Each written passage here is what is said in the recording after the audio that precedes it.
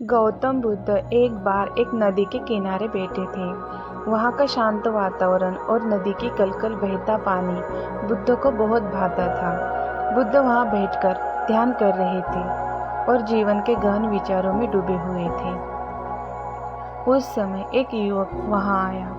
वह बहुत परेशान था क्योंकि उसने अपने पिता की मृत्यु के बाद अपनी सारी संपत्ति खो दी थी और अब वह अपने परिवार का पालन पोषण करने में असमर्थ था।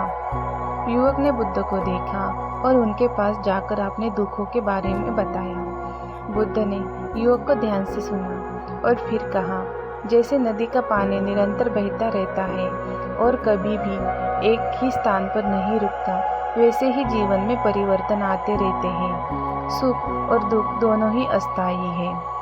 बुद्ध ने युवक को समझाया कि जैसे नदी अपने किनारों में रहती है, बुद्ध ने युवक को समझाया कि जैसे नदी अपने किनारों में रहते हुए भी आगे बढ़ती है, वैसे ही हमें भी अपने जीवन की चुनौतियों को साथ आगे बढ़ना चाहिए। उन्होंने कहा कि अगर हम अपने मन को शांत रखें और वर्तमान में जीने की कोशिश करें, तो हम हर परिस्थिति में शांति पा सकते हैं। युवक ने बुद्ध की बातें सुनी और अपने मन को शांत करने की कोशिश की। धीरे धीरे उसने अपने जीवन में शांति और संतुष्टि पा ली और अपने परिवार का पालन पोषण करने के नए तरीके खोज लिए। यह कहानी दिखाती है कि कैसे गौतम बुद्ध ने एक परेशान युवक को